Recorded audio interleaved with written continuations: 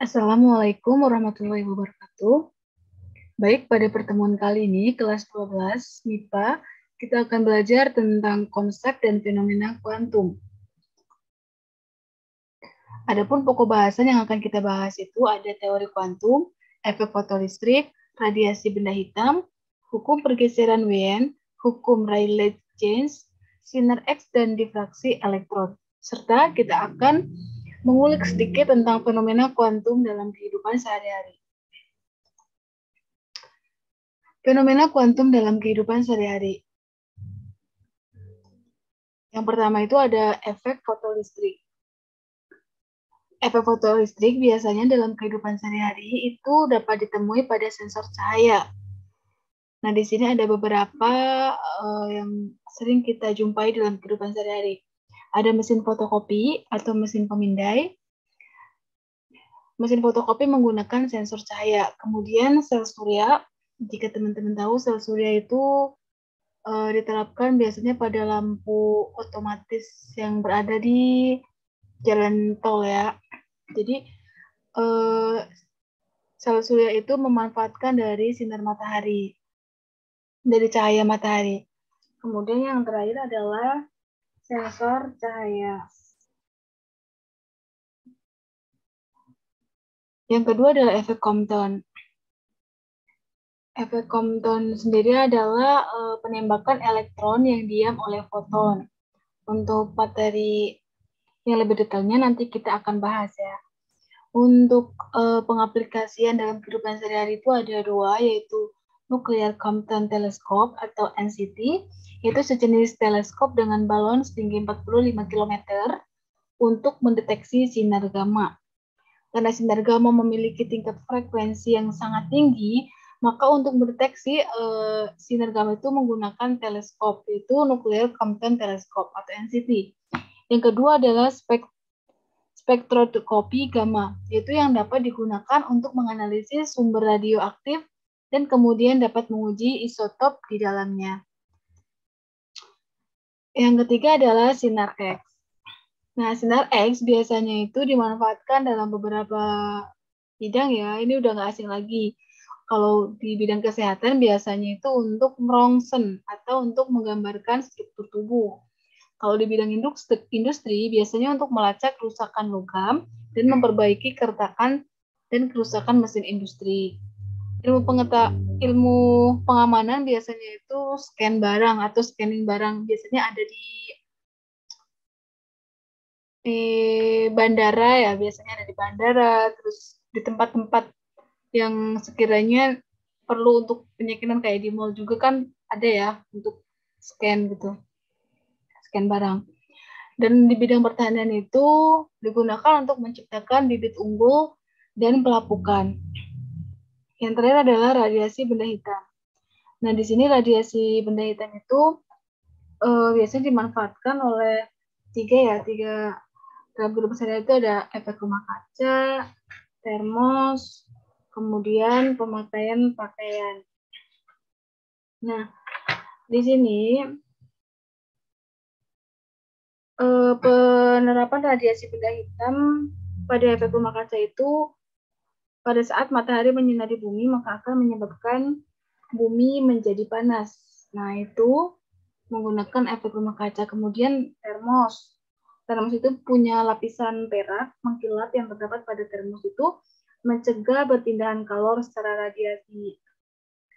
Lapisan tersebut memantulkan radiasi kembali ke dalam termos. Jadi kalau teman-teman pernah melihat termos, di dalam termos itu ada kaca, tapi di kaca itu ada lapisannya, lapisan perak. Nah, itu yang digunakan untuk mencegah perpindahan kalor secara radiasi. Jadi makanya air yang ada di dalam termos itu panasnya awet gitu ya. Kemudian yang terakhir itu ada pemakaian pakaian. Coba teman-teman bayangin kenapa kalau siang hari kita memakai baju hitam itu terasa sangat panas. Tapi berbeda dengan ketika kita memakai baju putih atau terang di siang hari. Dan yang kita rasakan pasti tidak panas. Itu kenapa? Karena permukaan yang gelap itu merupakan pemancar dan penyerap kalor yang baik. Gitu. Kalau yang putih itu tidak menyerap kalor dengan baik ya. Nah, karena di situ pemancar dan penyerap kalor yang baik, maka itu sesuai dengan faktor yang mempengaruhi energi radiasi, yaitu sifat benda. Oke, kita akan masuk ke dalam pokok bahasan kita ya. Di sini kita akan belajar tentang teori kuantum.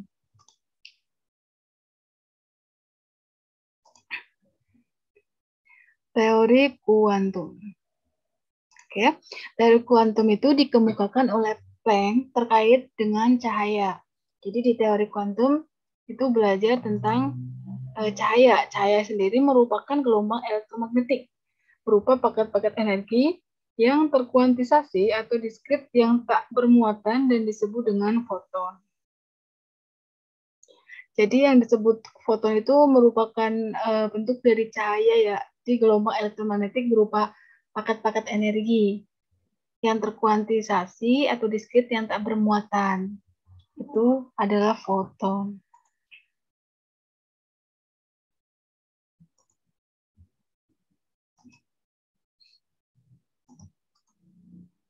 Kemudian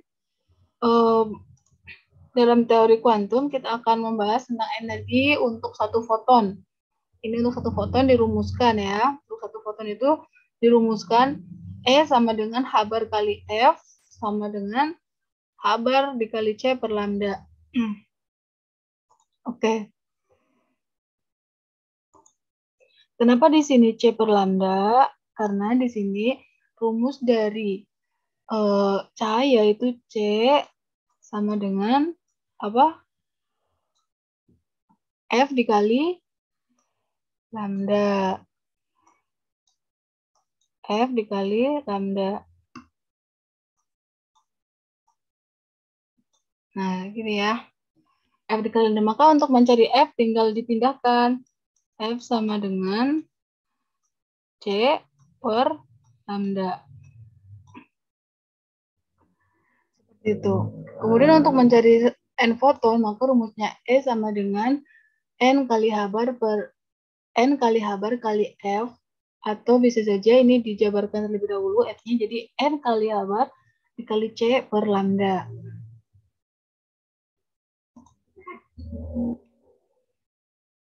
Dimana di sini H bar adalah tetapan Planck, perlu diingat nilainya itu 6,63 kali 10 pangkat min 34 Joule per sekon.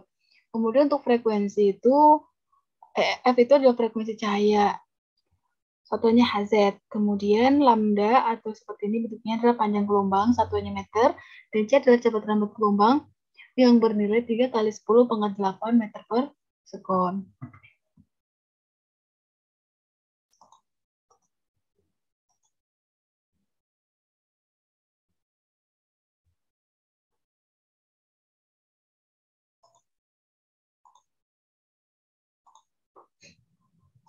Kemudian kita akan membahas tentang hubungan antara energi listrik dengan energi foton atau W listrik dan energi foton. W itu W listrik ya. Jadi untuk hubungannya itu rumus dari W energi itu P kali T. Sedangkan rumus energi foton adalah N kali H bar kali F. Perlu diingat W itu adalah energi ikat ya. Nah, jika dijabarkan di sini,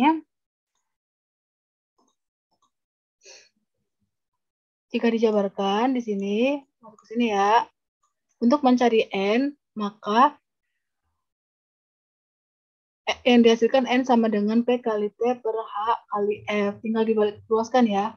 Karena ini cari N, berarti ini tetap di sini dan H kali F dipindah luaskan ke sebelah kiri. P kali T per H kali F. Atau bisa aja seperti ini bisa. Tinggal dibalik aja. Dan kemudian karena rumus dari F ini adalah C per lambda, maka dalam pembagian itu dikalikan silang ya. Dikalikan silang. Jadi lambdanya pindah ke atas dan C-nya tetap di bawah. Jadi misalnya seperti ini.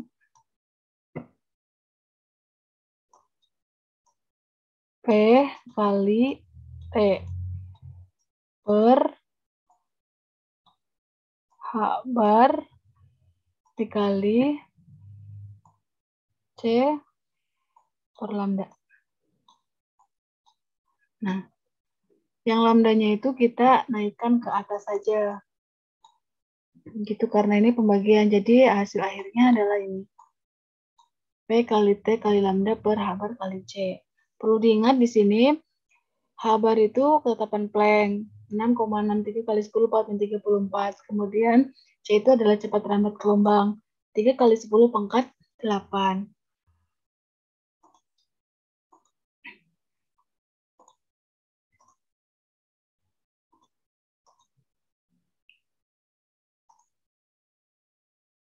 Oke, hubungan antara energi listrik kita akan bahas kembali. Pada tahun 1924, Berkeley mengajukan suatu hipotesis bahwa setiap partikel yang bergerak memiliki sifat sebagai gelombang.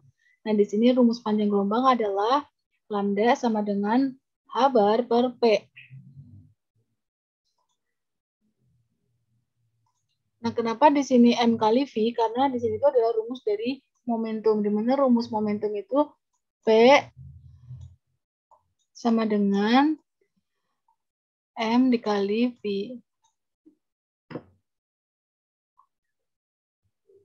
Kemudian jika terjadi perubahan energi potensial listrik sebesar V, sehingga mengalami suatu kecepatan, maka rumusnya akan berubah. Maka rumusnya akan menjadi, kalau mencari panjang gelombang, maka lambda sama dengan H bar per akar 2 kali E kali M kali V. Di mana E itu adalah energi elektron ya, ini elektron. Nilainya adalah 1,6 kali 10 pangkat min 19.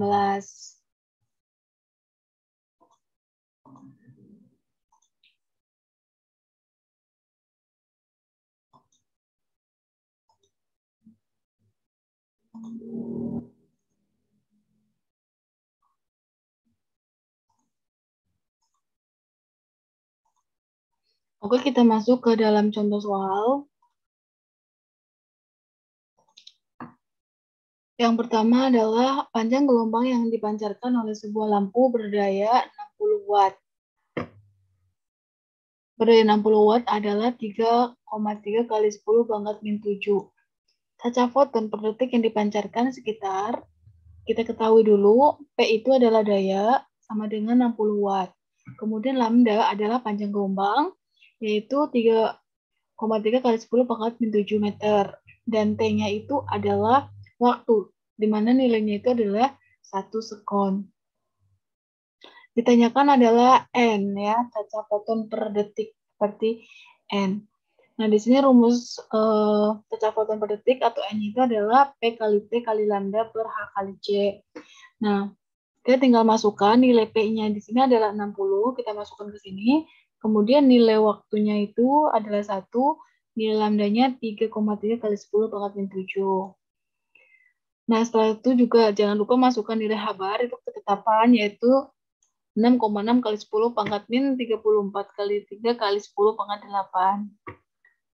Biar teman-teman gak pusing, cara ngitungnya yang pertama itu kalikan semua ruas yang di atas, ini kalikan semua ya. Kalikan, hasilnya dapat 198 kali 10 pangkat min 7. Kemudian yang di bawahnya juga dikalikan, dapat 19,8. Kenapa di sini min 26? Lihat pangkat yang di sini ya, teman-teman. Pangkat yang di sini tuh ada min 34 dan 8.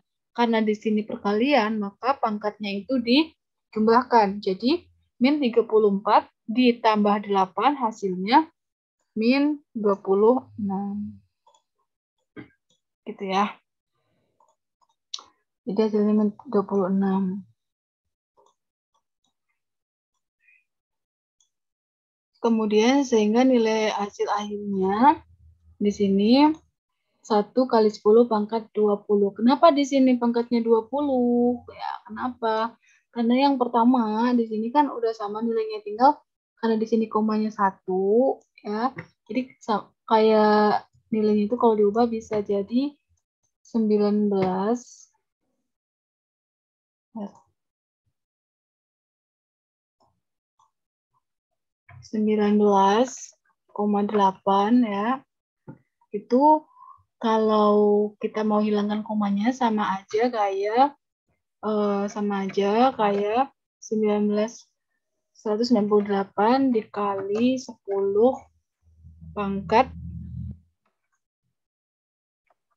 10 min 1 ya, min 1. Nah, kan pangkat 10 min 1. Sedangkan di sini ada 10 pangkat 6-nya. Di sini ada 10 pangkat 6. 10 pangkat min 26. Jadi kalau perkalian di sini kan sama aja, berarti kayak gini. Berarti kan sama aja 198 kali 10 pangkat min 1 yang tadi dikalikan 10 pangkat min 26. Ya kan? Nah, kalau perkalian perlu diingat ya. Kalau perkalian perlu diingat pangkatnya itu di jumlah. Pangkatnya itu di jumlah. Pangkatnya di jumlah. Jadi tadi itu berarti 198 kali 10 pangkat min 1 dikalikan 10 pangkat min 26. Jadi 10 pangkat min 26 ini min 26 tambah min 1 berapa? Min 27 kan? Jadi kan nilainya itu di sini jadinya 198 dikali 10 pangkat min 27.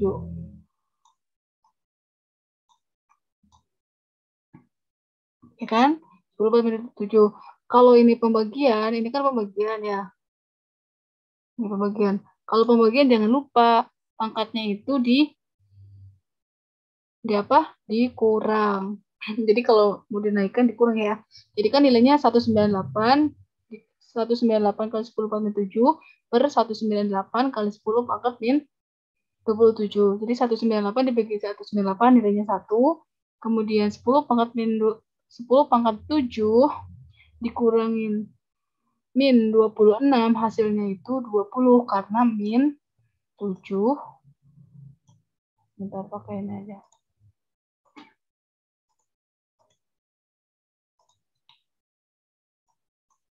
Karena 10 pangkat min 7, biar gampang, karena 10 pangkat min 7 dikurangin 10 pangkat min 26. Masih ingat kan? Kalau min ketemu min jadinya plus. Jadi min 7 tambah 26 hasilnya. Tambah 27, maaf ya, ini 27. Ini ya, yang pakai yang ini. Pakai yang ini. Jadi min 7 dikurangi min 27 hasilnya 20. Min 7 tambah 27 sih 20 gitu ya.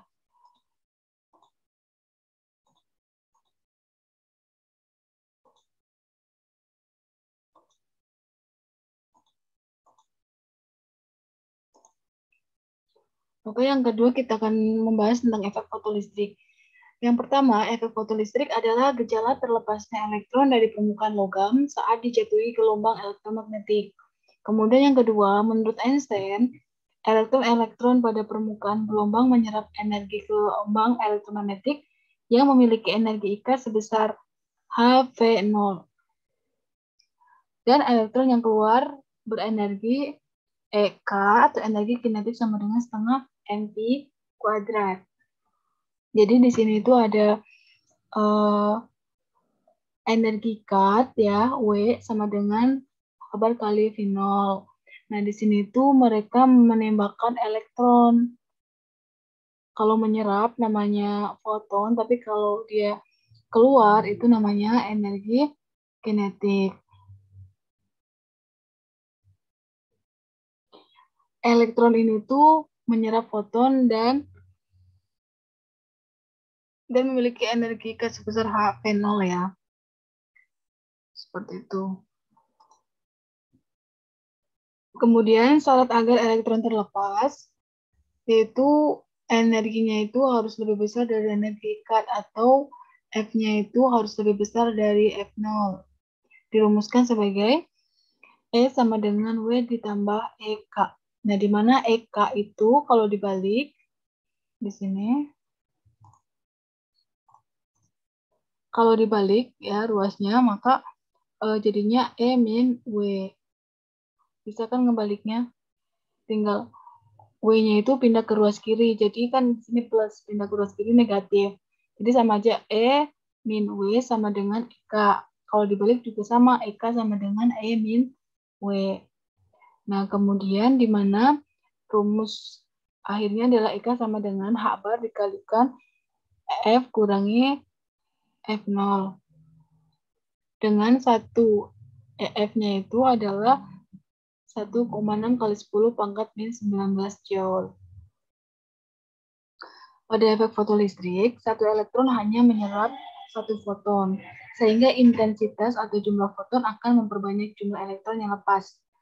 Intensitas tidak mempengaruhi energi kinetik tiap elektron, yang mempengaruhi hanya frekuensi fotonnya.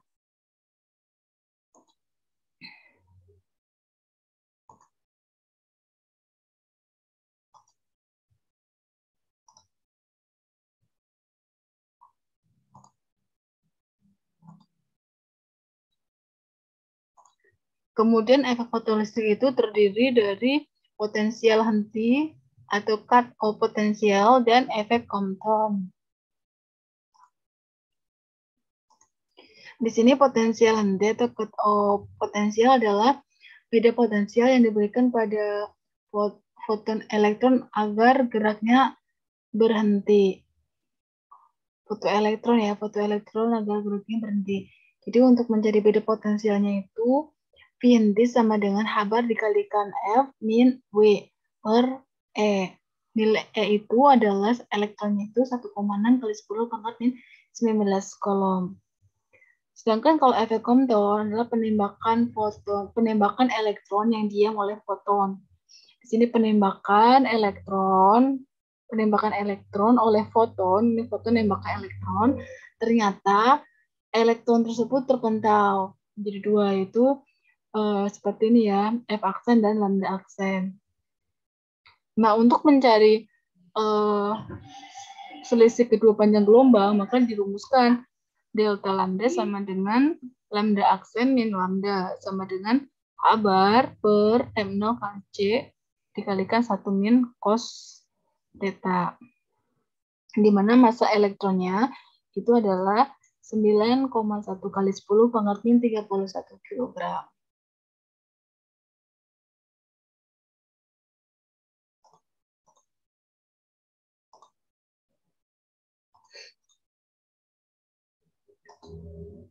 Kita masuk ke dalam contoh soal. Frekuensi ambang natrium 4,4 kali 10 pangkat 14 Hz. Besarnya potensial penghenti dalam suatu satuan volt bagi natrium saat disinari cahaya yang frekuensinya 6 kali 10 pangkat 14 Hz adalah, nah yang pertama kita cari yang diketahui. Nilai elektron itu tetap ya, ketetapan. Di sini nilainya adalah 1,6 kali 10 pangkat min 19. Kemudian nilai F0 ya adalah 4,4 kali 10 pangkat 14 ini ya, frekuensi ambangnya. Kemudian nilai frekuensi ambang akhirnya itu adalah 6 kali 10 pangkat 14 Hz. Yang ditanyakan adalah F henti. Kita masukkan rumusnya terlebih dahulu bahwa F henti sama dengan H bar dikalikan F kurangi W per E. Di mana rumus akhirnya adalah H bar dikalikan F0 kurangi F per E. Kita tinggal masukkan di sini nilainya. Nilai dari H bar itu jangan lupa ketetapan yaitu 6,6 kali 10 pangkat min 34. Nilai F0-nya adalah 4,4 ya, dan nilai F-nya itu adalah 6 kali 10 pangkat 14. Jadi masukkan terlebih dahulu frekuensi yang terbesarnya terlebih dahulu ya. Berarti kan 6 kali 10 pangkat 4. Kenapa di sini langsung 6 kurangi 4,4? Karena di sini pangkatnya sudah sama. Perlu diingat bahwa jika penjumlahan atau pengurangan pangkatnya harus sama. Pangkatnya harus sama ya. Kalau sama baru mereka bisa dioperasikan. Karena di sini 14 sudah sama, tinggal dioperasikan. Yaitu 6 kurangi 4,4 kali 10 pangkat min 30. 10 pangkat 14. Nah, karena di sini kerjakan terlebih dahulu yang ada di dalam kurung ya. Jadi kan 6 dikurangi 4,4 berapa? Hasilnya kan 1,6. Ini hasilnya 1,6. 1,6 ya. Hasil dari ini 1,6 kali 10 pangkat 14. Jadi hitung terlebih dahulu 6,6 dikalikan 1,6 berapa ya, kemudian dibagi 1,6. Nah, di sini karena ini perkalian, perlu diingat kalau perkalian artinya pangkatnya harus dijumlahkan. Kalau perkalian, pangkatnya harus dijumlahkan. Kalau pembagian, pangkatnya dikurangi. Karena di sini kan 10 pangkat min 34 dan 10 pangkat 14 itu kan dikali, maka dijumlahkan ya. Min 34 tambah 14 berapa? Min berapa? Min 2. Sebentar. Min 34 ditambah 14 min ditambah 10 pangkat 14. Berarti di sini masih ngutang, ini baru dikasih ngutangan terus ya. Berarti 20 min 20. Hasilnya min 20. Nah, kemudian hasil yang tadi sudah dikalikan 1,6 dikali 6,6 berapa? Dikalikan, terus dikalikan 10 pangkat min 20. Karena ini pembagian, jangan lupa. Kalau pembagian pangkatnya dinaikkan ke atas, jadinya negatif. Jadi min 20 dikurangi, jadi 10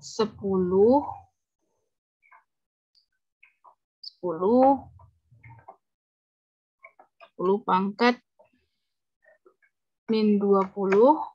Karena pangkat yang di bawah ini dipindah ke atas, yang ini pindah ke atas, maka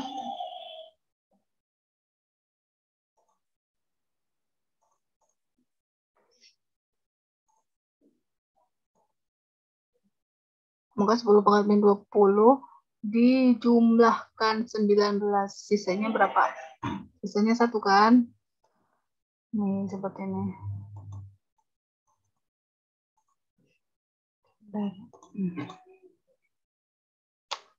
10 pangkat min 20.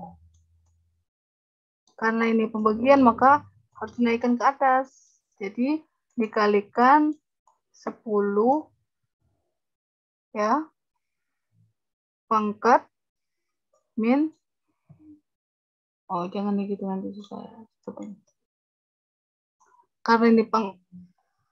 Karena ini pembagian, maka harus dinaikkan ke atas. Jadi 10 min 20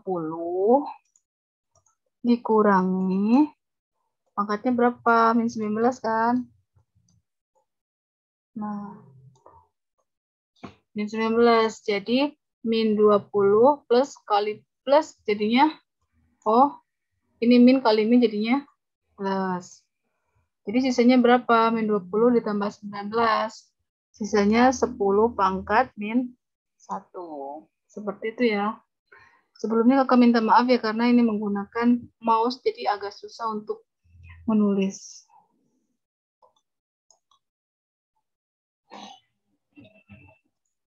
Oke, kita lanjut. Kita lanjut ke radiasi benda hitam. Benda hitam adalah benda yang akan menyerap seluruh radiasi yang mengenainya atau benda yang tidak memantulkan cahaya yang mengenainya. Radiasi yang dipancarkan benda hitam disebut dengan radiasi benda hitam. Pada suhu normal, radiasi ini tidak dapat dilihat oleh mata manusia, dikarenakan radiasi yang dipancarkan berupa sinar inframerah. Sementara pada suhu tinggi, radiasi dapat dilihat karena yang dipancarkan berupa cahaya tampak.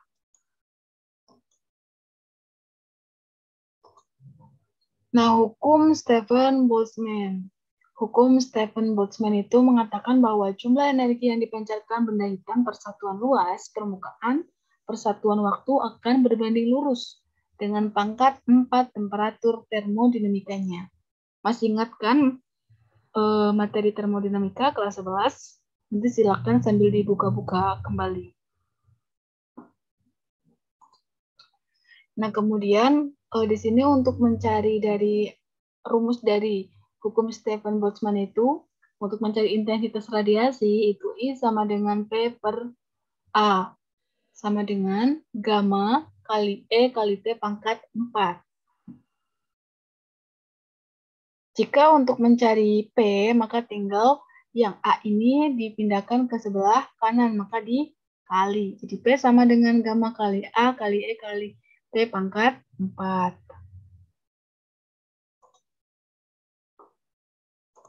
Keterangannya di sini I adalah intensitas radiasi, P itu daya radiasi, A itu luas permukaan benda biasanya meter.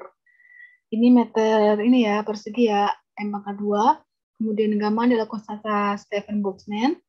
Itu adalah 5,67 kali 10 pangkat min 8 Weber per meter pangkat 2 kali ke pangkat 4. Dan E itu adalah emisivitas permukaan. Nilainya tetapannya adalah 1. 0 sampai 1. Dan T itu adalah suhu mutlak K. Nah, di sini dijelaskan bahwa emisivitas adalah efektivitas suatu permukaan dalam memancarkan radiasinya. Emisivitas bervariasi dari 0 sampai 1. Untuk benda hitam, nilai E itu sama dengan 1. Nah, kita masuk ke dalam contoh soal. Benda hitam sempurna mempunyai luas permukaan 2 meter persegi dengan suhu 1000 K. K itu Kelvin. Tentukan daya yang dipancarkan setiap sekonnya. Yang ditanyakan adalah daya. Satunya apa tadi? P, jangan lupa ya. Pembahasannya diketahui luas permukaannya adalah 2 meter persegi. Dan suhunya adalah 1000 Kelvin. Jawab, maka P sama dengan E kali gamma kali A kali T pangkat 4. Nah, terus kita masukkan nilai emisivitas karena di sini benda hitam, maka nilainya adalah 1. Udah ketetapan ya. Dan gamma itu nilainya adalah 5,67 kali 10 pangkat min 8. Kemudian kita masukkan luasnya, luas permukaannya 2 meter persegi, dan kita masukkan suhunya, yaitu 1000 Kelvin. Nah, kenapa hasilnya seperti ini ya? Karena dijumlahkan. Untuk memudahkan, pertama kalikan dulu. 1 kali 5,67 dikali 2 dikali 2. Ya, kayak gitu. Kalau enggak, dijabarkan terlebih dahulu bagian 1000 K. K itu satuan ya, jadi nggak usah dipangkatkan juga. Jadi 1000 pangkat 4 itu untuk memudahkan tinggal ini kan sama aja kali 1 kali 10 ya. 10 pangkat 3 pangkat 4 kan. Nah, berarti nilai dari 1 kali 10 pangkat 3 pangkatnya 4 itu sama aja bernilai 1 kali 10. Kalau perkalian pangkat dengan pangkat, maka tetap dikalikan. 3 kali 4 berapa? 12. Kita masukkan 12. Nah, 12 kan? Karena di sini perkalian, jangan lupa kalau perkalian maka pangkatnya harus dijumlahkan ya. Jadi min 8 ditambah 12 berapa? 4. Jadi di sini 10 pangkat 4. Untuk hasil dari 11,34 tinggal dikalikan tadi. 1 kali 5,67 dikalikan 2 dikali 1. Seperti itu. Oke, untuk selanjutnya kita akan membahas tentang gelombang Wien dan persamaan matematisnya. Dapat dilihat di sebelah kiri di sini ada intensitas atau grafik ya, grafik dari gelombang Wien di sini. Nah, di sini terlihat bahwa puncak intensitas radiasi bergeser ke arah panjang gelombang yang lebih pendek ketika suhunya semakin tinggi. Jadi ketika suhunya semakin tinggi, maka intensitas radiasinya itu akan bergeser ke arah panjang gelombang yang lebih pendek. Hal ini menunjukkan bahwa panjang gelombang radiasi berbanding terbalik dengan intensitas maksimum dan suhunya.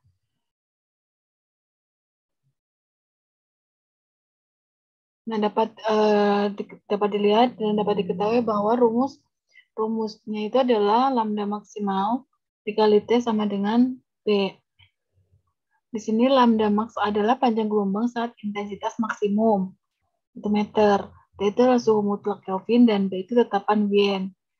2,898 kali 10 pangkat min 3 MK.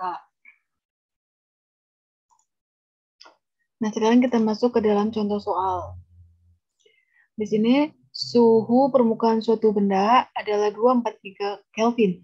Jika tetapan Wien 2,898 kali 10 pangkat min 3 MK, maka berapakah panjang gelombang radiasi pada intensitas maksimum yang dipancarkan oleh permukaan benda? Nah, di sini diketahui bahwa suhunya itu 243 Kelvin dan B-nya itu tetapan Wien-nya adalah 2,898 kali 10 pangkat min 3 MK. Nah, ditanyakan ada lambda. Rumusnya kita tulis terlebih dahulu, kemudian karena ditanyakan lambda maksimum, maka suhunya pindahkan ke ruas kanan. Kalau perkalian, maka kalau dipindahkan menjadi pembagian. Jadi, lambda maksimum sama dengan B per T. Di mana B-nya itu tetapannya 2,898 kali 10 pangkat min 3. Tinggal dibagi dengan 243. Ini bisa dicoret satuannya. Dan sisanya adalah meter. 2,898 dibagi 243 adalah 6. Jadi hasilnya adalah 6 kali 10 pangkat min 3 meter atau sama dengan 60.000 Armstrong.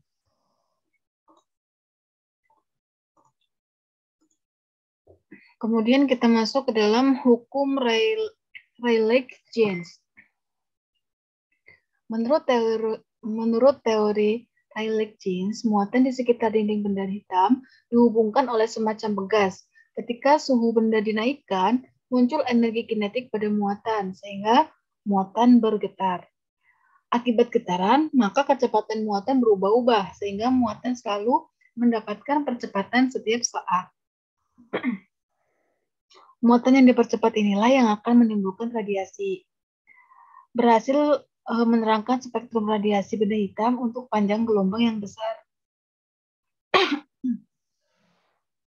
Hukum Rayleigh-Jeans itu berhasil menerangkan spektrum radiasi benda hitam untuk panjang gelombang besar, namun gagal menjelaskan untuk panjang gelombang yang kecil. Nah, di sini adalah grafik dan matematisnya, ya. Jadi pada teori Rayleigh-Jeans, semakin pendek suatu panjang gelombang, maka semakin besar intensitasnya. Semakin pendek panjang gelombang, maka intensitasnya itu akan semakin besar. Nah, besarnya distribusi intensitas radiasi benda hitam menurut Rayleigh-Jeans adalah I lambda sama dengan 2pi kali C kali K kali T per lambda pangkat 4. Ya, atau untuk mencari IF-nya sama dengan 2pi kali F kuadrat kali K kali T per lambda pangkat 4. Perlu diketahui di sini keterangannya, I lambda sama dengan distribusi intensitas radiasi, IF adalah distribusi intensitas radiasi, kemudian T adalah temperatur, R itu frekuensi, lambda panjang gelombang, A itu kelajuan cahaya. Nilainya 3 kali 10 pangkat 8, jangan lupa. Dan K adalah konstanta Boltzmann, itu 1,38 kali 10 pangkat min 23. Joule per Kelvin. Nah, kita masuk ke dalam contoh soal. Di sini diketahui bahwa sebuah benda berada pada suhu 127 derajat Celcius. Jika panjang gelombang yang dipancarkan benda tersebut adalah 2000 Armstrong, distribusi intensitas radiasinya adalah, nah, perlu kita tuliskan terlebih dahulu, diketahui lambda panjang gelombangnya berapa, diketahui adalah 2000 Armstrong atau sama dengan 2 kali 10 pangkat min 7 meter. Kemudian untuk suhunya itu di sini kan 127 derajat Celcius, sedangkan tetapannya itu harus Kelvin. Maka kalau Celsius ke Kelvin itu adalah di jumlah 273. Jadi 127 tambah 273 hasilnya 400 Kelvin. C itu adalah tetapan ya, kecepatan cahaya 3 kali 10 pangkat 8 dan K itu adalah konstanta Boltzmann 1,38 kali 10 pangkat min 23 Joule per Kelvin. Nah, untuk menjawabnya kita tuliskan rumusnya terlebih dahulu. I lambda sama dengan 2pi C kali K kali T per lambda pangkat 4. Setelah itu masukkan nilai-nilai yang diketahui. Di sini nilai yang diketahui adalah C, masukkan 3 kali 10 pangkat 8, kemudian K 1,38 kali 10 pangkat min 23, dan suhunya adalah 400. Seperti tadi cara menghitungnya itu kita kalikan yang ruas atas terlebih dahulu. 2 dikali pi kali 3 kali 1,38 dikali 400. Hasilnya kemudian karena di sini ada 10 pangkat 8 dan 10 pangkat 23, kalau perkalian maka pangkatnya dijumlahkan. Jadi pangkatnya itu 8 ditambah min 23. Jadi berapa? Masih ngutang min 15. Untuk yang bawahnya juga sama ya. Nanti hasil akhirnya itu ini karena perkalian ya. Min 7 kan 2 kali 10 pangkat min 7 di pangkat 4. Karena di sini pangkatnya berdampingan dengan si pangkat tadi, maka min 7 langsung dikalikan 4. Jadi berapa? Min 28 kan? Nah, nanti untuk hasil akhirnya itu min 28 yang hasil dari sini dipindahkan ke atas. Kalau pembagian jadinya min ya. Min 28 kali min 28 berapa? Jadi plus kan? Jadi plus di sini. Jadi plus. Yang tadi ini nilainya berapa? 23, 8 ditambah min 23 itu minus 15. Jadi min 15 ditambah 28 berapa? Nah, hasilnya segini ya teman-teman.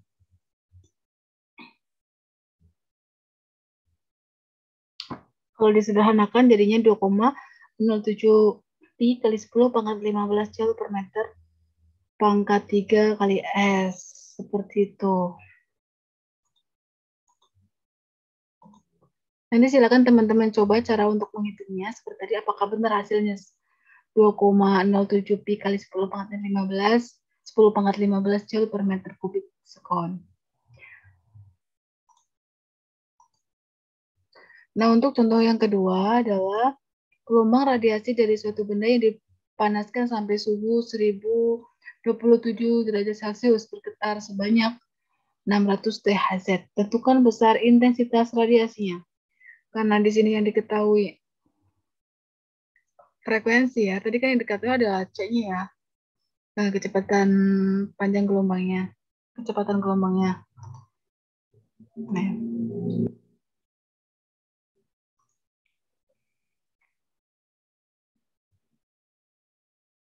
Karena tadi yang di sini tidak diketahui frekuensinya, jadi menggunakan rumus yang I lambda sama dengan 2pi C kali K kali T per lambda pangkat 4 gitu.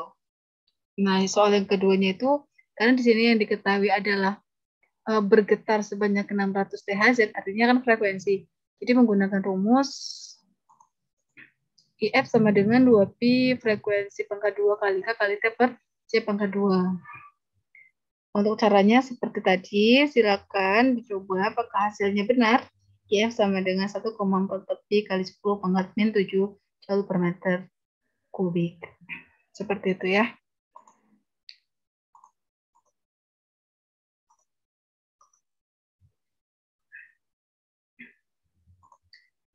Dan yang terakhir kita akan membahas tentang sinar X dan difraksi elektron. Yang pertama sinar X. Sinar X itu merupakan salah satu gelombang elektromagnetik dengan panjang gelombang sekitar 1 Armstrong. Yang dimana tadi manfaat dari sinar X ada beberapa. Ya, silakan diulas kembali, diingat-ingat kembali. Nah, yang kedua itu adalah difraksi elektron. Nah, di sini difraksi elektron menurut de Broglie, semua partikel juga memiliki sifat seperti gelombang. Panjang gelombang de Broglie untuk partikel dirumuskan sebagai berikut. Lambda sama dengan H bar per P sama dengan H bar per M kali V. Sudah diterangkan tadi ya, di mana P itu adalah momentum, yang hasilnya itu M kali V. Nah, di sini difraksi elektron itu adalah peristiwa penyebaran atau pembelokan cahaya saat melalui suatu celah atau ujung penghalang. Peristiwa difraksi elektron dan pembentukan sinar X dapat digunakan untuk mempelajari struktur kristal. Kemudian hubungan antara panjang gelombang sinar X, jarak antar kisi kristal, dan sudut difraksi dirumuskan oleh persamaan berikut. N kali lambda sama dengan 2 kali D kali sin theta. Di mana di sini itu adalah N itu adalah orde difraksi, yaitu 1, 2, 3, dan seterusnya. Lambda itu adalah panjang gelombang sinar X meter, D itu jarak antar kisi kristal, dan theta adalah sudut difraksi. Contoh soal, di sini seberkas foton memiliki momentum 1,32 kali 10 pangkat min 23 Newton sekon. Tentukan panjang gelombang dan energi foton tersebut. Pembahasan yang diketahui adalah momentum fotonnya itu 1,32 kali 10 pangkat min 23, yaitu adalah kecepatan cahayanya itu 3 kali 10 pangkat 8 meter per sekon, dan H-barnya itu 6,63 kali 10 pangkat min 34. Yang ditanyakan adalah lambda dan ya, energi foton. Oke, kita cari dulu yang ini, lambda atau panjangnya ya, panjang gelombangnya. Rumusnya lambda sama dengan H bar per P, momentum. Tinggal dimasukkan 6,63 kali 10 pangkat min 34 dibagi 1,32. Nah, caranya di sini, karena pembagian, maka pangkat dari pembagian itu kita naikkan ke atas dengan cara dikurangkan. Jadi 10 pangkat min 34 dikurangkan dari pangkat min 23. Kalau min ketemu min jadinya plus. Jadi min 34 plus 23 hasilnya min 11. Seperti itu ya, tinggal nanti dibagi 6,63 dibagi 1,32 hasilnya 5,02. Nah, ini adalah hasil dari panjang gelombang. Kemudian yang kedua adalah untuk mencari energi fotonnya. Untuk mencari energi foton, rumusnya H bar kali C per lambda. Di mana H barnya itu 6,63 kali 10 pangkat min 34. C itu adalah kecepatan cahaya 3 kali 10 pangkat 8. Dan lambdanya itu panjang gelombangnya dari sini kita ambil tadi. Ya udah kita dapat 5,02 kali 10 pangkat min 11. Caranya seperti tadi. 6,63 dikalikan 3. Ya, berapa? Kemudian pangkat yang ini 10 pangkat min 34 itu karena perkalian dijumlahkan ke pangkat 10 pangkat 8. Jadi min 34 tambah 8 berapa? Tinggal nanti yang pangkat atas ini, yang pangkat bawah ini kita naikkan ke atas dengan cara seperti ini. Kalau pembagian pangkatnya dikurangkan kalau mau dihilangkan. Jadi nilai hasil dari energi fotonnya adalah 3,98 kali 10 pangkat min 15 joule. Nah, silakan teman-teman coba untuk cara penghitungannya. Apakah hasilnya sama dengan sesuai pada PPT kali ini? Latihan terus untuk memperkuat dari proses penghitungannya ya.